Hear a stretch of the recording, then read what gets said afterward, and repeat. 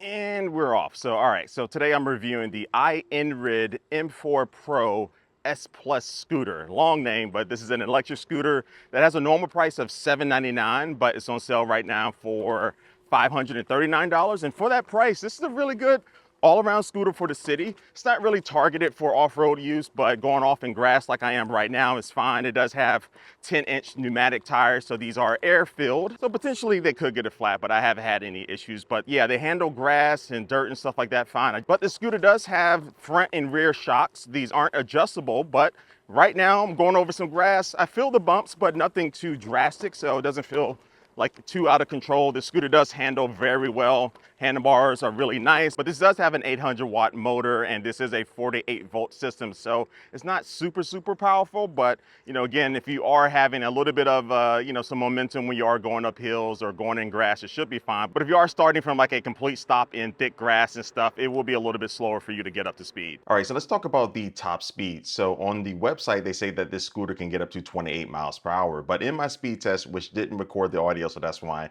I'm doing this voiceover, I was able to get up to 25, sometimes 26 miles per hour, and that's with me weighing around 220 pounds. So the speed is going to vary depending on your terrain and how much you weigh. Well, I'm gonna see if I can whip this turn right here. Yep. So again, the handling is not that bad. Now the braking is pretty good on this too. So you do have front and rear dual disc brakes. As you can see, I was able to get to a stop, a little bit of squeaking, but nothing too bad. And this also does have electronic braking as well. That was a close turn there. All right, so as far as battery, this does have a 48-volt, 12.5 amp hour battery. It takes around like 6 to 8 hours to fully charge it up from 0 to 100%. And the estimated range for this is going to be around 18.6 miles. So for me in my testing, I've been able to get around like, 12 to 16.5 miles. But, again, depending on how much you weigh, how hard you're going to be pushing the scooter and what driving mode or riding mode that you're in, that's all going to factor in to how much range you get. But for everyday city riding where you're just taking this thing out to like the park like I am right now, that range is going to be plenty. But if you are looking to go on a trail or something for all day or something, depending on how far you're going and making sure you have enough range to get back, you just have to think about it a little bit. But for a scooter of this price range, the range is actually solid. Now the scooter does weigh 53 pounds, so it's not super lightweight, but it's also nowhere near the heavy range of these type of scooters that I've tested. And it does have a system where when you do fold it down to a certain point, it will automatically lock in place. So you don't have any hooks or anything like that that you have to worry about when locking this, which is convenient. Now I have a little bit of a hill here, so I'm gonna start from a complete dead stop and see how the performance is. So 3, 2, 1, boom. And I love the acceleration, like the kick that you get, it's not bad. And we are moving at around 15 miles per hour up this hill. So this is about as like steep as it goes in this park, but as you can see now we're slowing down to around 10 miles per hour at the very top.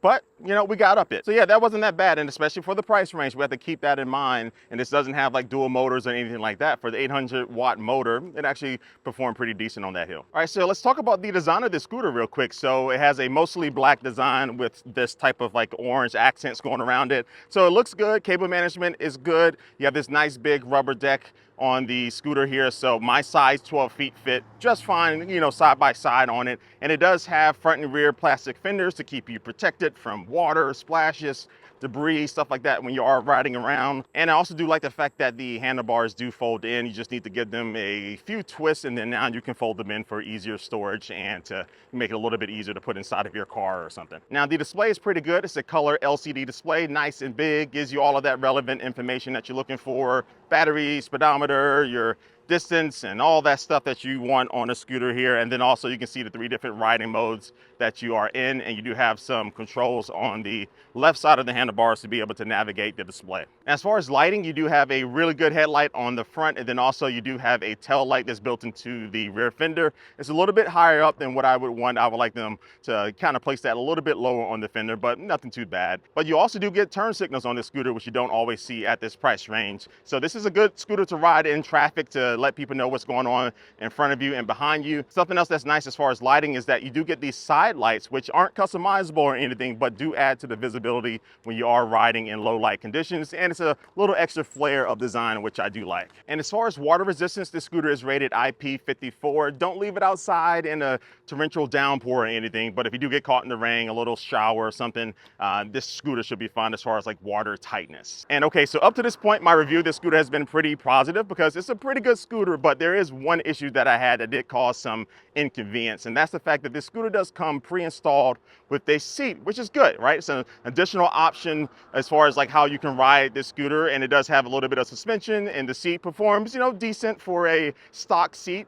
But the issue is that when it came time for me to take off the seat so I can ride standing up, it did not come off with any ease. And that's because the bolts holding it down to the footboard were on super tight. I tried to take it off. I took it to a bike shop to take it off. I took it to a car shop and they could not get these bolts loose. So eventually I took it to like a metal worker that was in my local area here, and he had to put some heat to it to be able to get these off, which, you know, definitely was a first for me. So eventually he was able to get them off, but one of the bolts actually broke off. So I had to kind of get those off. So I wasn't able to put this additional kind of footrest that this scooter does have on the scooter for my riding. Now I have reached out to the company and they said that they are aware of this issue, so this shouldn't be an issue anymore in the manufacturing process. But with that being said, outside of that issue, the scooter, for the price range that it is in, it's a really good scooter that performs well. And I like the fact that it does have some pick me up to it, but it's not a scooter that's like too aggressive that might intimidate people.